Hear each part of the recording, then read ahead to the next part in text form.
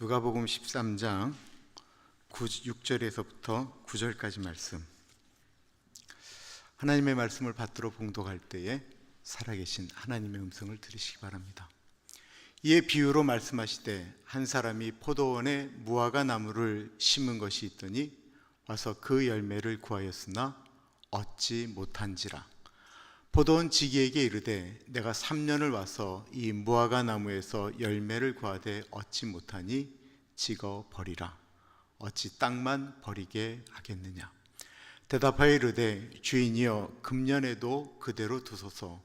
내가 두릅하고 거름을 주리니 이후에 만일 열매가 열면 좋거니와 그렇지 않으면 찍어 버리소서 하였다 하시니라. 아멘. 첫날이라 너무 긴장을 했습니다. 죄송합니다. 오늘 말씀을 전해주실 분은 제 사랑하는 형이에요. 얼바인 사랑의 교회 박현신 목사님인데 교제하면서 그 신실함에 늘 감동받고 목사님 메시지에 늘 나는 언제쯤 되면 저렇게 말씀을 전할 수 있을까 늘 갈등하게 됩니다. 우리 박현신 목사님 나오실 때 우리 할렐루야 환영하겠습니다.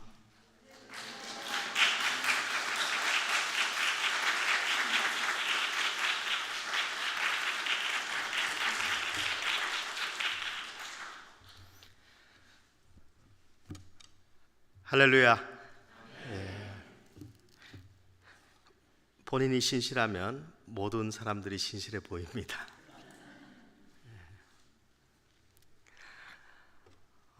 저는 얼바인 사랑의 교회를 섬기는 박현식 목사입니다. 얼바인 사랑의 교회는 탄생한 지 이제 2024년 올해가 15주년이 되는 그런 조금 젊다고 할까요? 그런 교회입니다. 강단에 쓰니까 여러분들 얼굴이 잘 보이는데 제가 아는 분은 없습니다. 저희 교회에서 설교할 때는 제가 성도들이 보이지 않습니다. 너무 가까워서 시선을 맞출 수가 없어서 제가 이렇게 성도들을 얼굴을 바라보지 못하는데 예배당이 너무 좋으니까 이렇게 둘러볼 수도 있고 바라볼 수도 있고 해서 너무 좋습니다. 2023년 한 해 여러분 모두 수고 많으셨지요? 2024년 새해에 하나님의 은혜가 가나안교회 모든 성도들 가운데 부어지기를 축원합니다. 하늘복과 땅의 복이 충만하고 이곳에서의 예배와 여러분 가정에서의 예배 가운데 기름 부으심이 넘쳐나기를 축원합니다.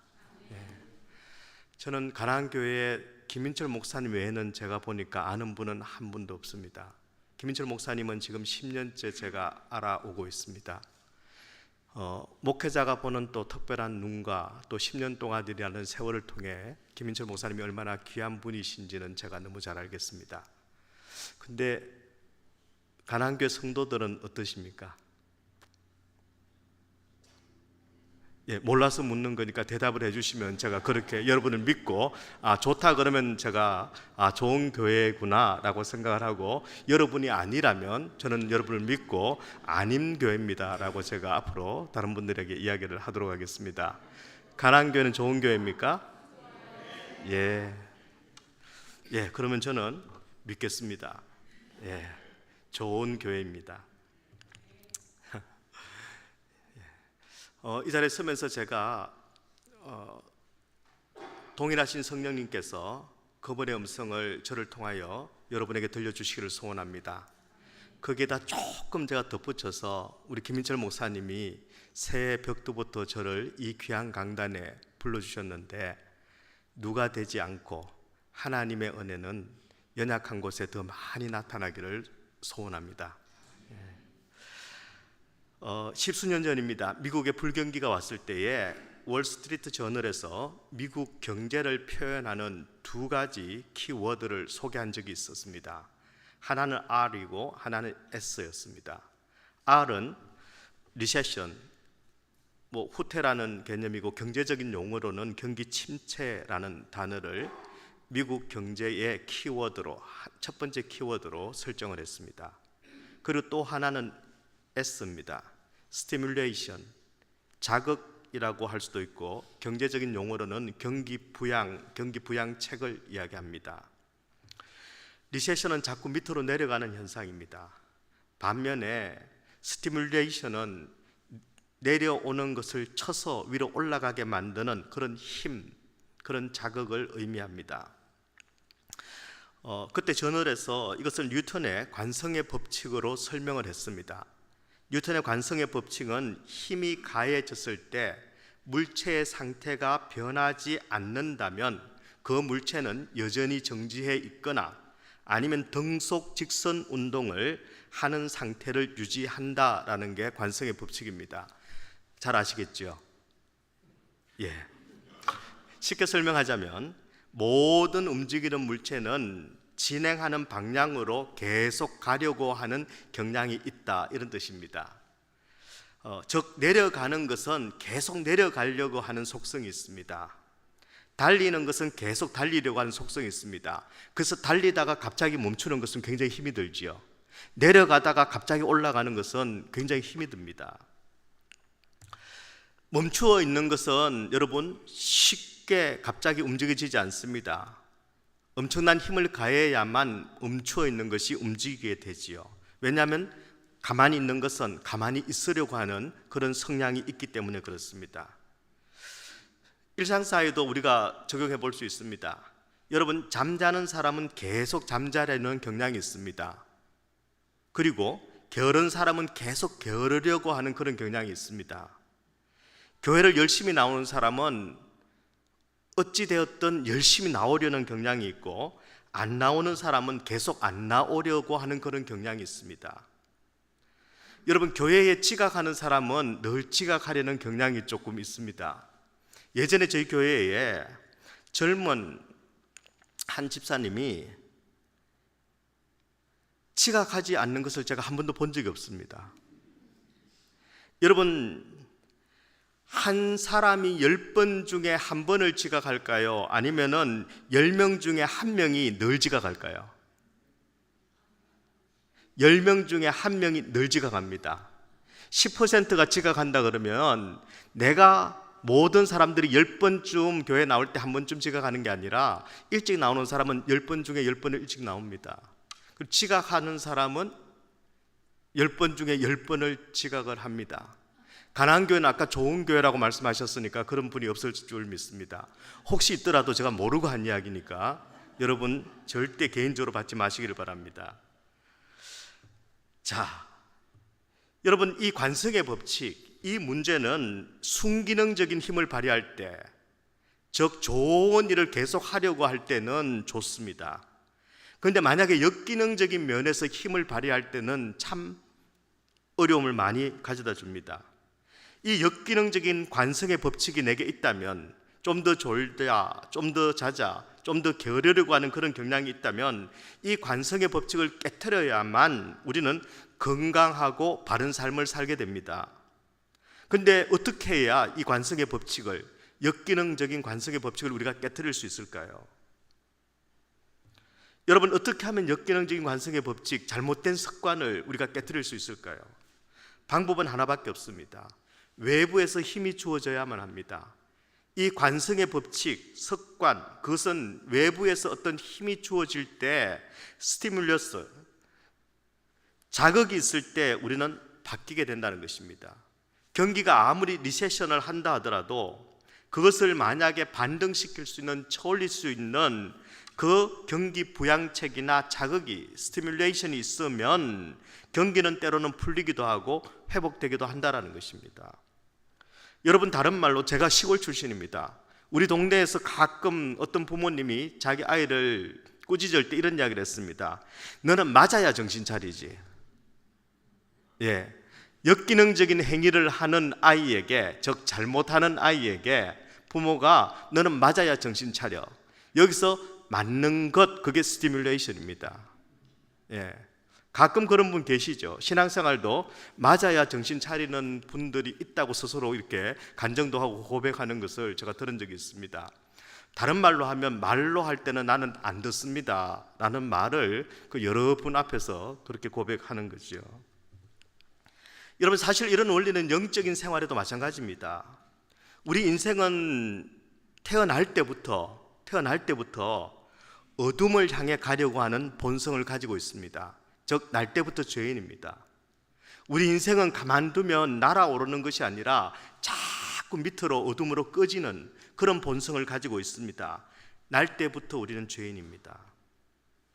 우리는 가만히 냅두면, 우리 자녀들이 자주 하는 말이 있죠. 엄마, 가만히 놔두면 내가 잘할 수 있어. 우리 인간은 절대 가만 놔두면 잘할 수 있는 존재가 아닙니다. 인간은 죄인입니다. 놔두면 자꾸 실패를 향해서 나아갑니다. 놔두면 자꾸 타락을 향해서 끊임없이 내려가게 되어 있습니다. 그래서 부모가 너는 맞아야 정신 차려 하고는 S, 스티뮬레이션을 이제 가하는 것이지요.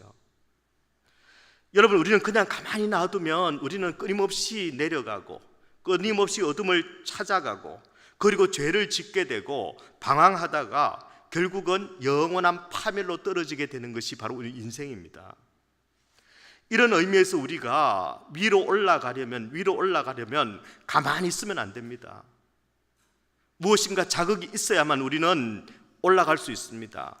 자극이 없으면, 가만히 놔두면 우리는 자꾸 내려갑니다. 어둠을 찾아갑니다. 그리고는 파멸에 이르릅니다. 그래서 우리가 반등을 하려면, 새 출발을 하려면 2024년도에 내려가는 인생이 아니라 올라가는 인생이 되려면 반드시 우리 인생 가운데 S, 스티뮬레이션, 자극이 있어야만 합니다. 이 자극이 무엇일까요? 제가 결론부터 말씀을 드립니다. 좋은 교회니까 제가 답을 먼저 말씀을 드릴게요. 여러분, 파멸을 향해 가던 인생, 어둠을 향해 가던 인생, 죽음을 향해 가던 인생을 반등시키고 그리고 올라가게 만들고 그리고 살게 만드는, 새 출발을 하게 만드는 자극은 바로 예수 그리스도입니다. 내가 아닌 외부에서 주어지는 어떤 능력, 어떤 힘, 바로 예수 그리스도가 있어야 실패를 향해 가던 인생이, 죽음을 향해 가던 인생이, 어둠을 향해 가던 인생이 새롭게 올라올 수 있습니다. 침체를 향해 내려가던 그 인생이 새롭게 힘을 얻고 위로 올라갈 수 있습니다.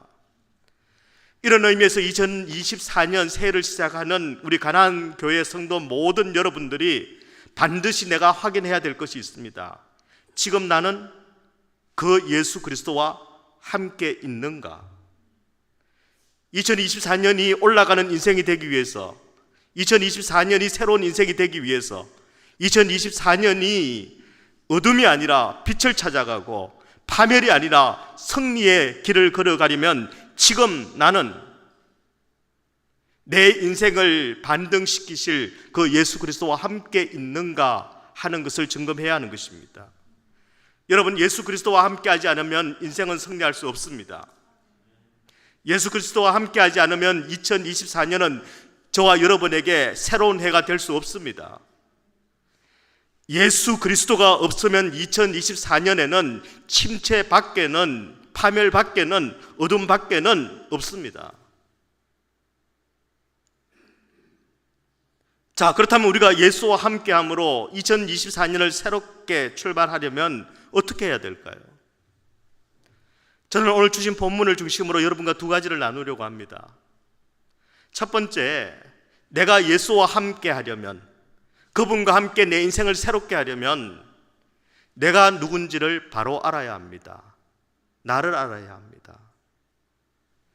여러분, 오늘 본문은 너무나 간단한 스토리입니다. 여러분 다 알고 계실 것입니다. 한 사람이 포도원에 무화과를 심었습니다. 그런데 몇 년이 지나도 열매가 없습니다.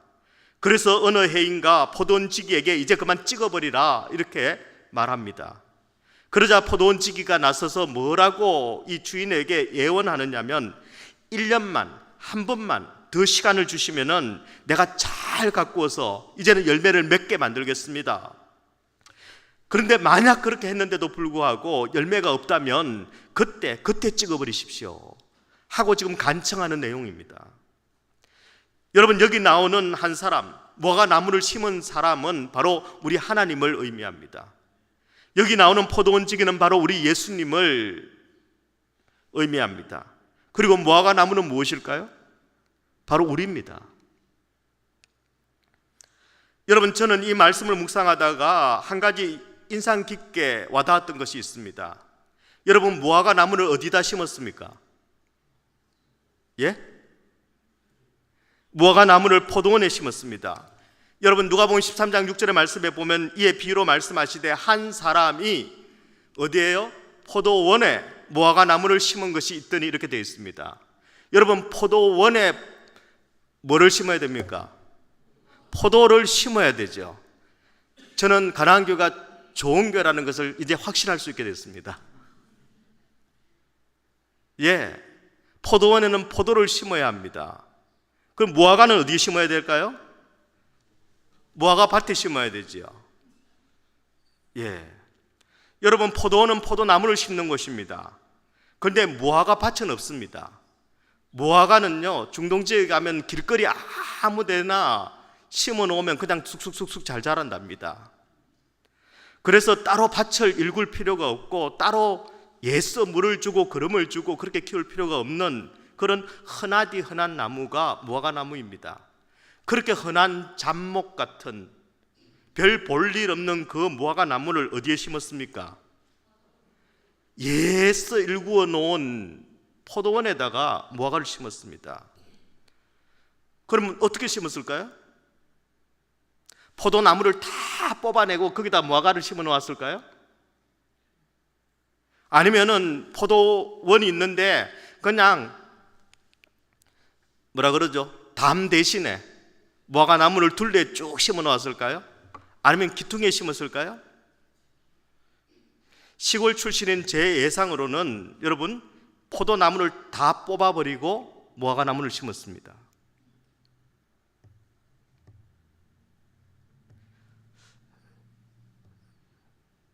어떻게 하냐고요?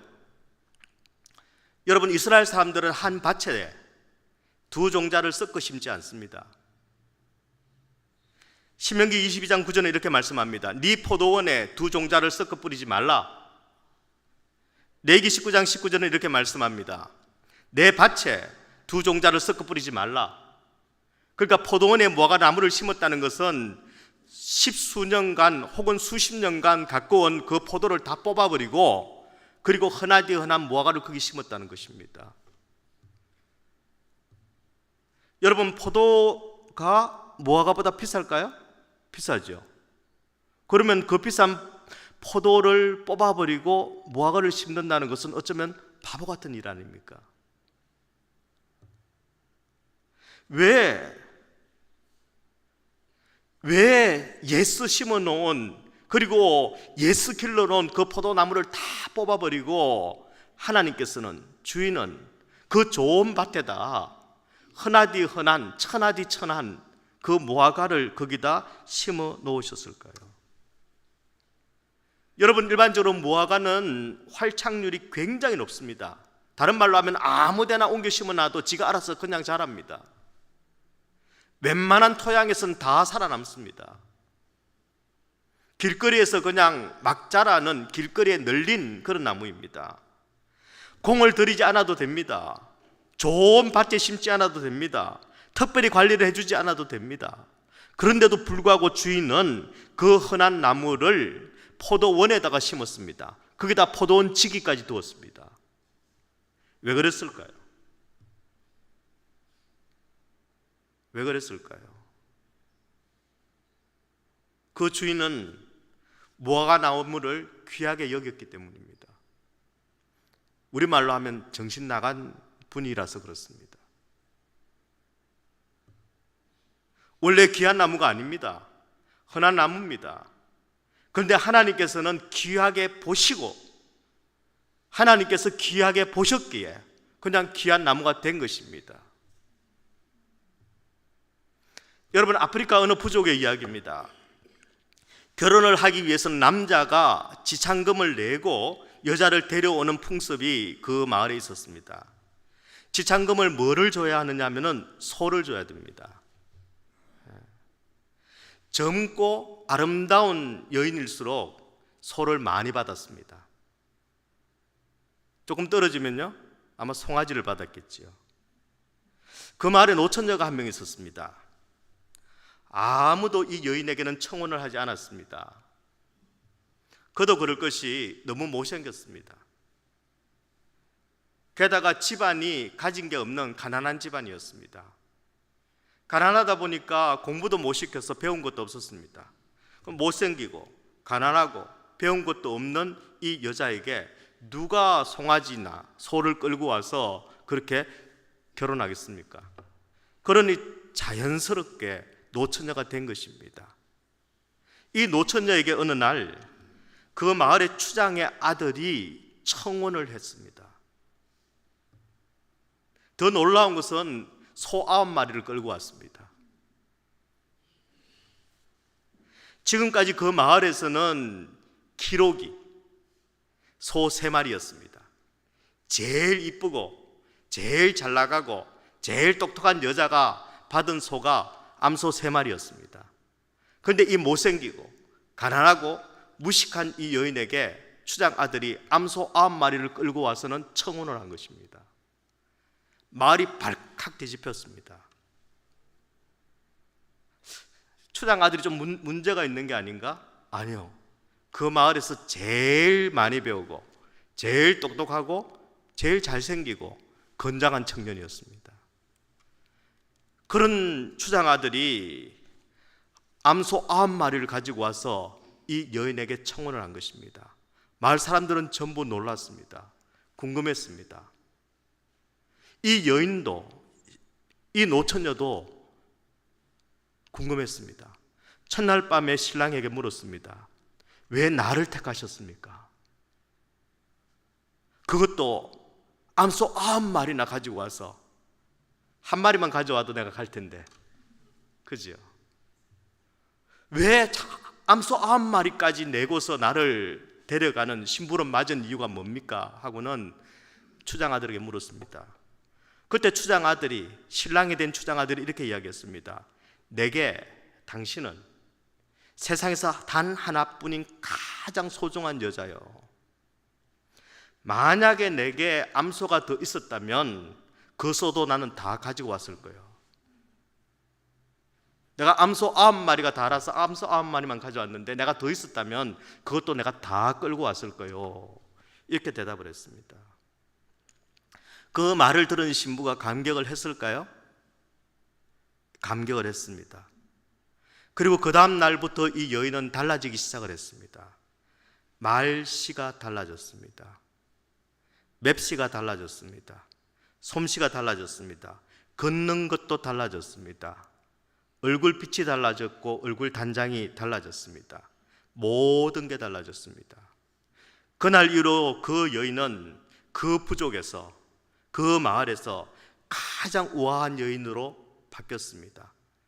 가장 고귀한 여인으로 바뀌었습니다. 바로 추장 아들이, 신랑이 된 추장 아들이 부여해 준 그 값어치, 그 가치가 한 여인의 인생을 바꾸어 놓은 것입니다. 여러분 아십니까? 저와 여러분이 바로 노처녀입니다. 우리는 암소 한 마리 값도 안 됩니다. 아니, 우리가 암소 주고 신랑 데려와야 됩니다. 그런 저와 여러분을 우리 하나님께서는 암소 9마리가 아니라 그보다 훨씬 더 값진 예수 그리스도의 생명을 주시고 우리를 신부 삼아 주셨습니다. 생명을 주시고 우리를 신부 삼으셨습니다. 누가요? 우리 신랑 예수께서.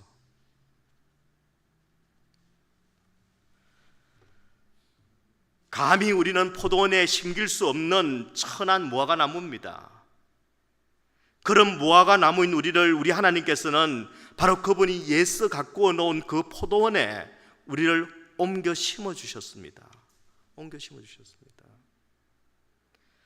그렇다면 여러분, 무화과 나무는 뭘 해야 할까요? 하나님이 원하시는 열매를 맺어야 합니다. 열매 맺어야 합니다. 그리스도의 신부가 된 우리는 맵시가 바뀌어야 됩니다. 말씨가 바뀌어야 됩니다. 솜씨가 바뀌어야 됩니다. 얼굴빛도 변해야 됩니다. 인격이 변화되어야 합니다. 걸음걸이, 얼굴 표정까지도 그분의 신부로, 그분의 그 영광을 가리지 않도록 우리는 덕을 세워야 되고 은혜를 나누어야 되고 그리고 우리는 변해야 합니다. 그리고 내가 얼마나 존귀한 존재인지를 우리는 알아야 합니다. 여러분, 내가 누군지 아십니까? 이래봬도 내가 암소 9마리보다 더 귀한 신부입니다. 예, 누가요? 우리 모두가요.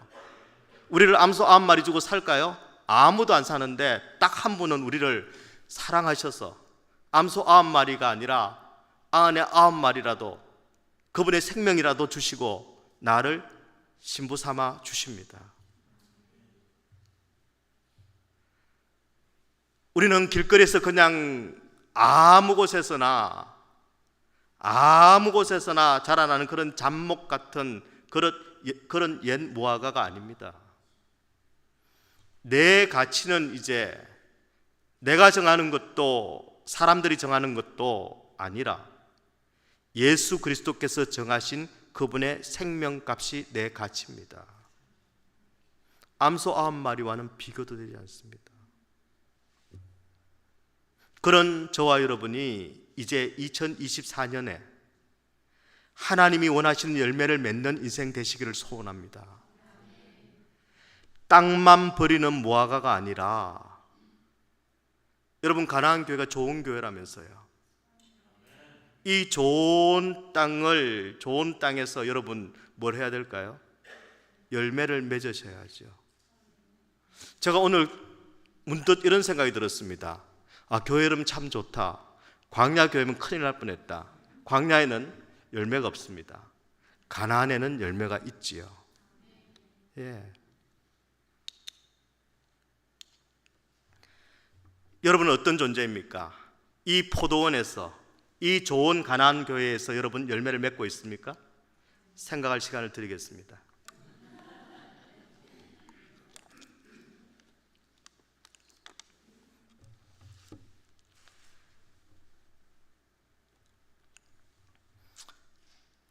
좋은 땅에서 좋은 열매를 맺는 가나안 교회 성도들 되시기를 소원합니다. 우리는 이제 길거리에서 살던 옛 무화과가 아닙니다. 세상에서 하던 말, 세상에서 하던 일, 세상에서 하던 버릇 그대로 가지고 계시면 안 됩니다. 이제는 우리는 포도원에 심겨진 나무입니다. 하나님께서 피로 값주고 사신, 그분이 심혈을 기울여 가꾸신 오렌지 가나안 교회에 심겨진 무화과 나무입니다. 아무도 청혼하지 않았던 못생긴 노처녀가 아닙니다. 아무도 알아주지 않는 그런 인생이 아닙니다. 못생기고 가난하고 무식하고 게다가 영어도 못하는 그런 인생이 아니라 가장 비싼 지참금을 받은, 가장 비싼 대가를 치르고 신부 삼은 그런 신부가 납니다. 여러분입니다. 바로 내가 누군지를 바르게 깨달아야만 우리는 새 삶을 살 수 있습니다. 내가 누군지를 모르고 나를 신부 삼으신 신랑이 누군지도 모르면 우리는 새 삶을 살 수가 없습니다. 저는 2024년 한 해 내가 누군지를 바로 알고 내 신분, 내 위치, 신랑 되신 예수님께서 내게 부여해 준 그 가치에 걸맞는 인생, 그런 축복 인생이 되시기를 우리 주님의 이름으로 축원합니다. 두 번째입니다. 우리가 예수님과 함께 2024년을 새롭게 출발하려면 여러분 주어진 기회를 잘 잡아야 합니다.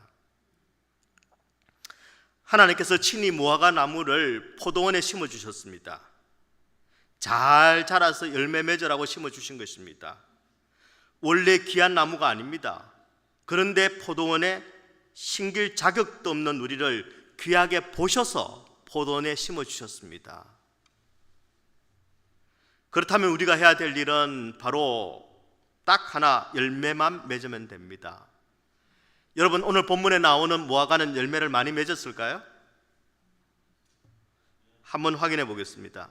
누가복음 13장 6절 하반절 말씀입니다. 한 사람이 포도원에 무화과 나무를 심은 것이 있더니 와서 그 열매를 구하였으나 얻지 못한지라, 이렇게 되어 있습니다. 열매가 없습니다. 보통 무화과는 3년쯤 지나면 열매가 풍성하다고 합니다.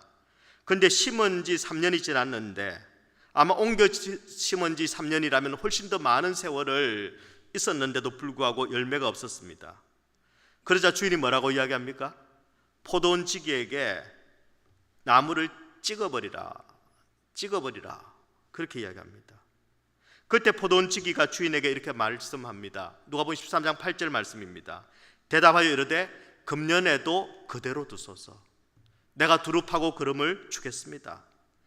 1년만, 금년만, 올 한 해만 더 시간을 주십시오. 올 한 해만 찍어내지 말고 제발 그대로 두십시오.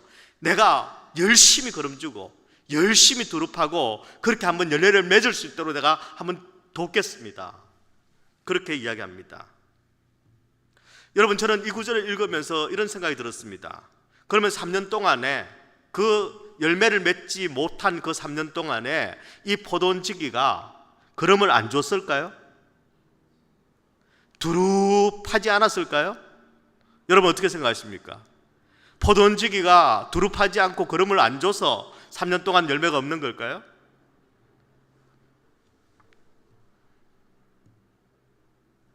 아마도 포도원지기가 게을러서 무화과 나무가 열매를 못 맺은 게 아닐 겁니다.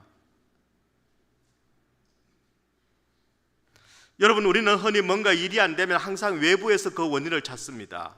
내가 열매를 못 맺으면 우리는 자꾸 다른 것에서 원인을 찾습니다. 지금 내가 은혜가 없는 것은 뭐 때문입니까? 우리 교회 탓입니다. 나에게 은혜도 못 끼치는 목회자들 탓입니다.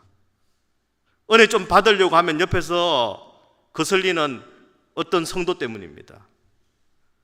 지금 내가 불행한 것은 뭐 때문입니까? 죄송합니다. 그놈 때문입니다. 그 사람 때문입니다.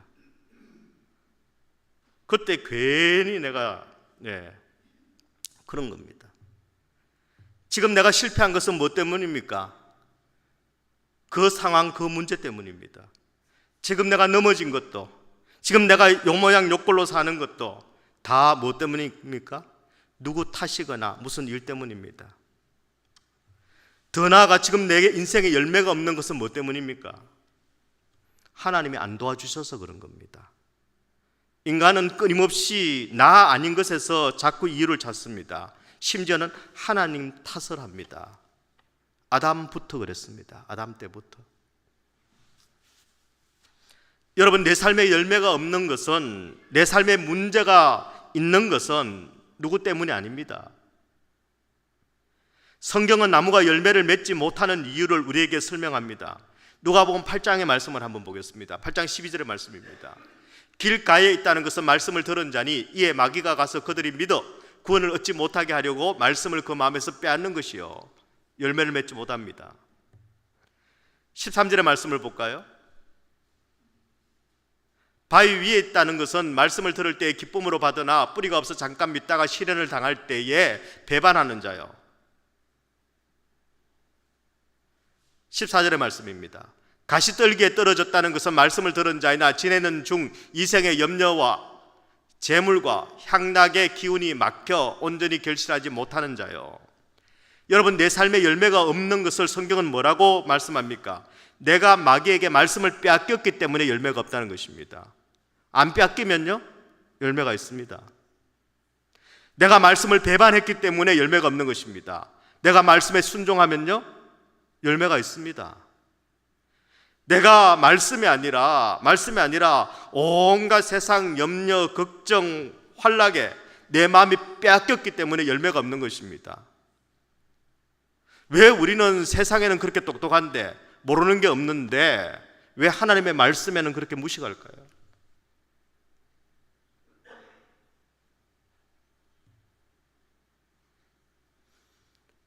여러분, 우리는 가만히 있으면 길가, 바위 위, 가시떨기에 태생적으로 열매를 맺지 못하고 결국은 찍혀 버려져야 될 그런 무화과입니다. 만약 포도원지기가 두릅하고 거름을 주지 않으면 결국은 찍혀버릴 수밖에 없는 그런 존재들입니다. 그런데 포도원직인 예수님께서 내 인생의 열매가 하나도 없는데도 불구하고 그분이 하나님의 그 진노 앞에서 올해만, 하나님 올해만 내가 열심히 한번 걸음주고 열심히 한번 내가 땅을 한번 파보겠습니다. 그러니 올해만 뽑아버리지 말고 한 번만 더 기회를 주십시오. 그렇게 우리 예수님께서 하나님의 진노를 막아서셨기 때문에 우리는 오늘까지 있었습니다. 지금까지 왔습니다. 여기까지 온 것입니다. 여러분 2023년 지난해 여러분 어떤 열매를 맺으셨습니까? 여러분을 두고 우리 하나님과 우리 예수님께서 뭐라고 지금 이야기하고 계실까요? 저거 찍어버려.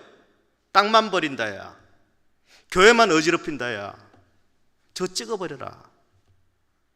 그렇게 하실까요? 아니면 참 잘한다, 충성되다, 착하다, 야 $5만 우리 더 주자, 10골 더 맡겨도 쟤는 하겠다. 우리 주님께서 나를 두고 하나님과 포도원직인 예수님께서 어떤 말씀을 나누고 계실까요? 저는 가나안 교회 성도들이 열매가 없어서 찍혀버리는 나무가 되지 않기를 바랍니다. 이런 의미에서 여러분 2024년 새해가 주어졌다라는 것은 새로운 출발을 할 수 있는 기회가 주어졌다라는 것은 뭐 시간 지나면 달력 바뀌면이 아니라 지금 포도원지기이신 예수님께서 금년에도 그대로 두소서 하나님 앞에 예원하고 간청하고 매달려서 우리가 금년을 맞이한 겁니다. 2024년을 맞이한 겁니다. 그래서 여러분 이 2024년을 여러분은 소중히 여기셔야 됩니다. 왜요? 우리 주님께서 무릎 꿇고 부탁해서 겨우 얻어낸 2024년입니다. 여러분 2024년이라는 이 시간 동안 한 해만 더 얻어내신 이 시간 동안 여러분 열매 없이 지내시면 안 됩니다. 열매 맺으셔야 합니다. 여러분 포도원에 심겨진 내가 열매를 맺는 것을 우리 주님께서는 정말 원하고 계십니다. 정말 기다리고 계십니다. 열매를 맺어서 우리가 하나님 앞에 드릴 것이 있는 인생이 되기를 원하십니다. 우리 주님께서 오래 참으시는 그 주님의 마음을 저와 여러분이 아프게 해서는 안 됩니다. 여러분 헬라어에 보면 오래 참는다는 말이 마크로스미아라는 단어를 씁니다. 이 마크로라는 말은 오래, 큰, 긴이란 뜻입니다. 그리고 이 수모스라는 단어가 합쳐진 말인데 수모스라는 말은 고통을 뜻합니다. 견뎌낸다는 것을 뜻합니다.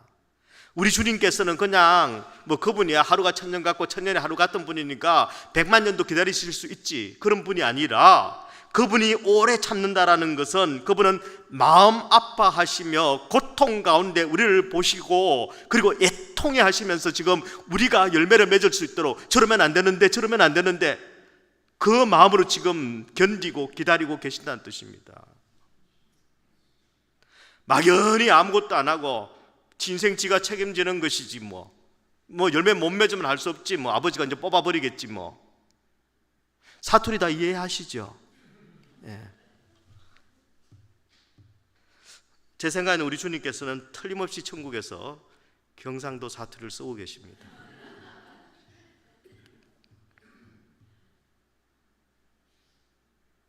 그분은 지금 고통 속에서 예타하며 우리를 위해서 중보하십니다. 하나님의 그 진노를 막아서고 계시고 안 됩니다 아버지 한 번만 더 참으십시오. 그리고서는 우리 인생 가운데 지금 쏙 끓이시면서 우리 인생의 밭을 지금 갈아엎고 계십니다.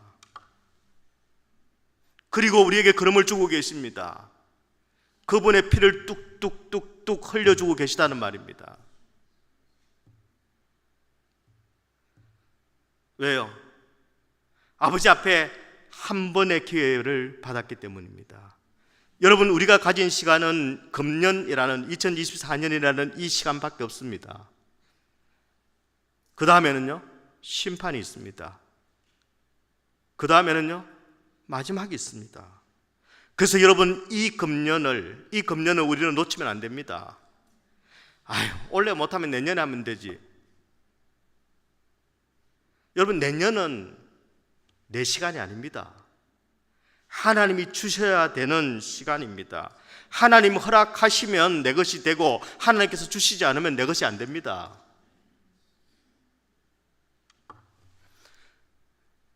저는 연말에 천국 환송 예배를 3번을 제가 집례하거나 혹은 참석을 했습니다. 제가 20년을 함께 알아왔던 우리 성도가 투병 중에 하나님의 부르심을 받았습니다. 65이었습니다. 그분의 소원은 교회에 나와서 예배 드리는 것, 그리고 청소를 하더라도 교회 일을 마음껏 해보는 것. 오랫동안 건강이 받쳐주지 못해서 주일날 나와서 예배를 드리는 것도, 그리고 교회를 쓸고 닦는 일도 할 수가 없었습니다. 여러분, 어떤 사람에게는 불평인 일이 또 늦잠도 못 자고 뭐 이러는 분이 있을지 모르겠지만, 그분은 평생의 소원이셨습니다.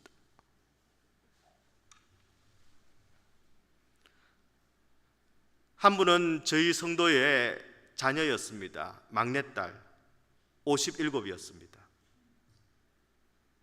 또 한 분은 우리 권사님의 사위였습니다. 출장을 갔다가 심장마비로 소위 객사를 했습니다. 40 생일을 앞두고 있었습니다. 65, 57, 39. 39인 청년이 40도 맞이하지 못할 거라는 것을 알았을까요? 57된 그 자매가 환갑도 맞이하지 못할 것이라는 것을 생각이나 해봤을까요? 예수님의 중보로 우리는 이 2024년을 받은 것입니다. 어떤 분에게는 2024년을 보는 것이 소원이었고 희망이었고 간절한 바람이었습니다. 그 시간을 저와 여러분은 지금 맞이했고 지금 누리고 있는 것입니다. 그렇다면 우리는 소중히 여겨야 합니다. 열매를 맺어야 합니다. 기필코 맺어야 합니다. 내년은 없습니다. 올해가 마지막인 것처럼 살아야 하고 실제 올해가 마지막일 수도 있습니다.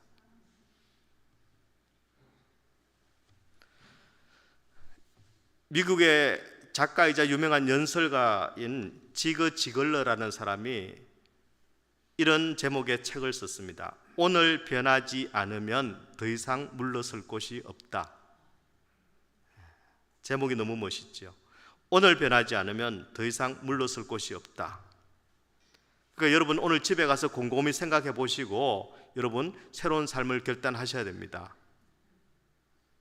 여기서 아멘이 나오면 안 되고 집에 가셔서 하시면 안 되고 여기서 하셔야 됩니다. 집에 가시는 동안 또 바뀝니다. 그 책에 보면은 이런 이야기가 나옵니다. 중국의 한 농부가 이 바닷가 언덕 위에 밭을 일구었습니다. 땅을 일구어서 이제 거기 언덕 위에서 그 벼를 심고 논이죠. 밭이 아니라 논을 일구고 그리고 이제 마지막 추수를 앞두고 열심히 이제 일을 하고 있었습니다. 농부가 한창 일을 하다가 잠시 허리를 펴고 이제 조금 쉬려고 이제 바다를 이렇게 쭉 보는데 갑자기 바닷물이 해안에서부터 저 바다 쪽으로 급속하게 빠르게 확 휩쓸려 가는 것을 보게 됐습니다. 갑자기 바다가 해안이 그냥 쫙 물이 빠지기 시작한 겁니다. 갑자기 순간 농부가 생각나는 게 있었습니다.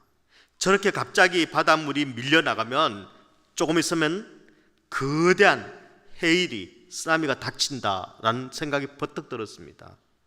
근데 보니까 그 밑에서 좋은 논에서 그렇게 지금 일하고 있는 같은 마을의 농부들이 지금 열심히 일하고 있는 모습이 보였습니다. 그들이 살려면 지금 빨리 해일이 덮치기 전에 이 언덕 위로 올라와야만 목숨을 건질 수가 있습니다. 하지만 너무 멀어서 뛰어내려가서 알려줄 그런 시간이 없습니다. 그리고 암만 여기서 소리쳐봐야 들리지도 않고 파도에 묻혀갑니다. 어떻게 했을까요? 자기 논에다가 불을 질렀습니다. 불은 멀리서도 잘 보이기에 한창 밑에 해변가에 있는 그 논에서 농사를 짓던 그 이웃들이 불길을 보고는 놀라가지고 전부 무슨 일이 있나 싶어서 전부 뛰어 올라왔습니다. 그 언덕을 뛰어 올라왔습니다. 그리고 마침내 언덕 위에 뛰어 올라와서 불난 그 광경을 보는 그 순간 그 뒤편에서는 집어 삼킬 듯이 해일이 밀려와가지고 그 이웃들이 일하던 그 농가 밭을 싹 쓸어버렸습니다. 만약에 그 농부들이 그 자리에 그대로 있었다면 해일에 쓸려 내려갔겠죠. 여러분, 이 농부에게 그 밭은 자기 자신이 가진 모든 것이었습니다. 1년 내내 농사를 지어서 이제 추수를 앞두고 있는데 그걸 다 포기해야 됐습니다. 이웃을 살리기 위해서 자기 밭에 불을 지른 겁니다. 여러분, 이 농부는 바로 우리를 살리기 위해서 십자가에 자기를 내어주신 우리 주님의 이야기와 닮아 있습니다. 우리는 지금 도저히 내 바로 앞 한치도 볼 수 없는 우리, 곧 해일이 밀려와서 우리의 모든 것을 다 썰어버리고 우리를 죽음으로 몰고 갈 그 운명 가운데 있는데도 알지 못하고 농사만 짓고 있는, 땅만 바라보고 있는 바로 그런 우리를 위하여서 그분이 가진 모든 것을 태우신 겁니다. 그 주님의 희생으로 우리는 다시 살아난 사람들입니다. 죽을 수밖에 없었는데 예수님의 그 희생으로 우리는 2024년 금년을 이제 허락받은 것입니다. 어떻게 살아야 할까요? 곧 죽음의 해일이 덮칠 이 땅만 바라보고 이 땅의 농가 밭만 바라보며 그것만 쳐다보고 살아야 되겠습니까? 한번 왔다 갔으니까 이제 내려가서 건질 건 건져야지 하고는 또 다시 내려가시겠습니까? 여러분, 아무리 애굽 땅이 좋아도 애굽으로 내려가면 안 됩니다. 다시 가면 안 됩니다. 가나안 교회 교인들은 다시 못 가겠어요. 중간에 광야가 있어서. 광야교회 교인들은 자주 갈 수 있습니다. 예, 애굽도 가깝고 가나안도 가까운데 어디로 가야 될지 고민이 되겠지만 가나안은 이미 와버려서 요단강 건너려면 힘들고 홍해 건너려면 더 힘들고 여러분 안심해도 되겠습니다. 여러분 2024년 한 해는 여러분 애굽으로 내려가시면 안 됩니다. 땅만 보고 사시면 안 됩니다. 영적 리세션으로 가는 길은 여러분 차단하십시오. 우리보다 더 낮은 곳에 임하셔서 우리를 쳐 올려주시는, 독수리 날개를 달아주시는 그 주님과 함께 그 주님을 따라가십시오. 우리는 여러분 포도원에 심겨진 무화과 나무입니다. 여러분 주제 파악만 잘해도 국어 90점 이상 받을 수 있습니다. 우리는 무화과 나무입니다. 그런데 포도원에 있습니다. 가나안 교회에 있습니다. 예수님이 내 안에, 내가 예수님 안에 있습니다. 우리는 아무 곳에서나 막 살아가는 그런 잡목이 아닙니다. 우리 주님께서 우리를 귀하게 보십니다. 그리고 그분께서는 올 한 해도 두루두루 파실 것입니다. 그분은 우리에게 두루두루 걸음을 주실 것입니다. 그분은 우리를 도우시는 하나님이십니다.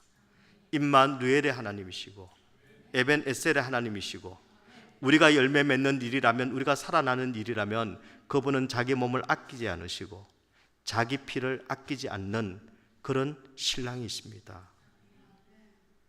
그 포도원직이 예수님의 인도하심 가운데, 사랑하심 가운데, 그분이 주시는 보살핌 가운데 여러분 2024년 한 해 많은 열매, 풍성한 열매 주님 앞에 내어드릴 것이 있는 그런 가나안교회와 성도들 되시기를 우리 주님의 이름으로 축원합니다. 말씀을 생각하면서 여러분 이 시간 지금 바로 여러분이 주님 앞에 결단하시기를 바랍니다. 주님, 나를 사랑하셔서 나는 그저 흔하디 흔한 천하디 천한 죄밖에 지을 수 없어서 어두운 곳으로 죽음의 권세 아래에서 영원한 지옥으로 달려갈 수밖에 없는 나를, 그런 무화과를 이 포도원에 하나님의 나라로, 주님의 몸된 교회로, 그리고 나를 교회로 불러주심을 감사를 드립니다. 내가 누군지 알게 하여 주시옵소서. 2024년 한 해 내가 주님의 신부로 합당한 말을 하게 하여 주시고, 행동하게 하여 주시고, 그리고 덕을 세우게 하여 주시고, 그리고 주님의 신부로 합당한 거룩한 인생 살아가게 하여 주시옵소서. 이 시간 내 삶을 주님 앞에 거룩하게 올려드립니다. 주님의 신부로 살아가겠습니다. 죄악을 가까이 하지 않겠습니다. 끊어야 될 것들을 내가 끊어내겠습니다. 오직 내 입술을 통해서 죄가 아니라 하나님의 이름을 영화롭게 하고 주님을 찬양하며, 그리고 한 영혼을 살리는 말을 하는 그런 생명의 통로가 되겠습니다. 여러분 이 고백을, 이 결단을 주님 앞에 먼저 함께 올려드리도록 하겠습니다. 함께 기도합니다. 하나님 아버지, 은혜를 감사를 드립니다. 오늘 저에게 주신 말씀을 통해서 하나님 아버지, 세상이 알아주지 않는다 하더라도 하나님 아버지, 우리 주님께서는 이렇게 못나고 이렇게 아무것도 아닌 나를 위하여 하나님 아버지 생명 내어주시고 아버지 보혈 흘려주셔서 나를 신부 삼아 주셨다는 그 하나님의 우리의 정체성을 다시 한번 깨닫게 하여 주시고, 우리 주님의 신부에 어울리는 그런 인생을 살아가게 하여 주시옵소서. 우리 하나님께서 가장 소중하게 보는 인생이오니 하나님 아버지, 내가 누구인가를 바로 깨닫게 하여 주시고, 이제는 이제 그리스도의 신부로 하나님 아버지 내 입술을 통해서도 생명이 나타나고, 하나님 아버지 내 삶을 통해서, 헌신을 통해서 하나님 아버지 주님의 몸된 교회가 든든하게 아름답게 세워져가는 그런 복된 인생 될 수 있도록 주님 인도하여 주시기를 간절히 소원합니다. 하나님 아버지, 이제는 내가 가진 모든 잘못된 습관들을 버리게 하여 주시옵소서. 이제는 내가 잘못된, 내가 고쳐야 될 하나님 아버지 내 성질머리도 고치게 하여 주시고, 하나님 아버지 내 웃는 얼굴 한 맘만 가지고도 하나님 아버지 많은 사람들에게 하나님의 살아계심과 예수 그리스도의 그 은혜를 하나님 아버지와 나누어 갈 수 있는 그런 생명의 통로, 축복의 통로 다 되어질 수 있도록 주님 인도하여 주시옵소서.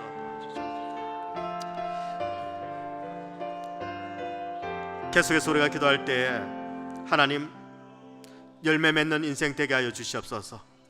겉모양만 풍성한 인생이 아니라, 사람 눈치 보는 인생이 아니라, 하나님 이제 그만 사람 눈치 보고 하나님 눈치 보는 인생 되게 하여 주시옵소서. 사람한테 어떻게 비칠 것인가를 걱정하고 고민하는 인생이 아니라 하나님 나를 보시면 어떻게 생각하실까를 걱정하고 고민하는 인생 되게 하여 주시옵소서. 하나님께서는 이미 나를 위하여 십자가에 피 흘려 주시고, 나를 이제 무화과 나무를 하나님 포도원에, 하나님의 이 포도원에 심어 주셨사오니 이제는 내 인생 가운데 하나님 원하시는 열매를 맺게 하여 주시옵소서. 생명의 열매가 가득하게 하여 주시고, 하나님 아버지 한 영혼 한 영혼을 열매로 주님 앞에 올려드릴 수 있는 하나님 2024년 우리 가나안교회가 되어지게 하여 주시옵소서. 열매를 주님 앞에 올려드리는 우리 가나안교회 모든 성도들의 삶이 되게 하여 주시옵소서. 이 시간 주님 앞에 그 결단을 함께 올려드리며 기도하시겠습니다. 하나님 아버지, 은혜를 감사를 드립니다. 하나님 우리 저희들에게 주신 이 2024년 우리 하나님께서, 우리 주님께서 중보하며 우리 가운데 주신 귀하고 복된 시간입니다. 이제 이후에는 우리 가운데 이제는 심판만 있고 마지막이 있기에 우리 주님께서는 그렇게 결사적으로 우리를 위하여 중보하시고 하나님 아버지 우리 가운데 새로운 기회를 주신 줄 믿습니다. 하나님의 중보로, 우리 주님의 중보로 받은 이 2024년 하나님 아버지 이 가나안 교회 가운데 하나님 아버지 모든 성도들의 삶 가운데 하나님 아버지 열매를 맺게 하여 주시옵소서. 이 기회를 놓치지 않게 하여 주시옵소서. 오직 하나님께서 기뻐하시는 그 일을 향해서 하나님 아버지 저희들의 전심전력을 다해서 하나님 아버지 우리 주님께서 나를 위하여 나의 주님의 모든 것을 거셨던 것처럼 하나님 아버지 연약하고 작고 보잘것없고 하나님 아버지 부족한 존재이지만 하나님 아버지 내 삶을 들여서 우리 주님을 기쁘시게 해드리는 열매를 많이 맺는 그런 우리 가나안 교회 성도들 다 되어지게 하여 주시옵소서. 하나님 아버지 은혜를 감사를 드립니다. 못난, 세상도 알아주지 않는, 그리고 장래는 오직 죽음과 지옥밖에 없었던 나를 그리스도의 보혈로 구원하여 주시고 신부 삼아 주시니 감사를 드립니다. 하나님, 내가 누구였는지를 기억하게 하여 주시고 지금 내가 누구인지를 깨닫게 하여 주시옵소서. 이제는 그리스도의 신부로, 우리 주님께 걸맞는 신부로 2024년을 살아가게 하여 주시옵소서. 이제는 내 말도 내 마음도 못난 내 성질도 하나님 다 주님 닮은, 주님을 닮아가는 인생으로 바뀌어가게 하여 주시옵소서. 버릴 것은 다 버리게 하여 주시고 우리 주님께서 중보하심으로 말미암아 금년에 그대로 두기로 하신 그 하나님 앞에 감사함으로 내 인생을 열매 맺도록 주님 앞에 내어드리게 하여 주시옵소서. 하나님, 무엇보다도 가나안 교회가 하나님 앞에 영혼의 추수를 많이 하는 교회가 되어지기를 소원합니다. 내가 헌신하고 내가 수고하고 내가 생명의 통로가 되어서 열매를 드릴 것이 있는 2024년 마지막 날에는 주님 앞에 드릴 열매를 가득 안고 주님 앞에 설 수 있는 그런 교회, 그런 성도 되게 하여 주시옵소서. 예수 그리스도의 이름으로 기도드리옵나이다. 아멘.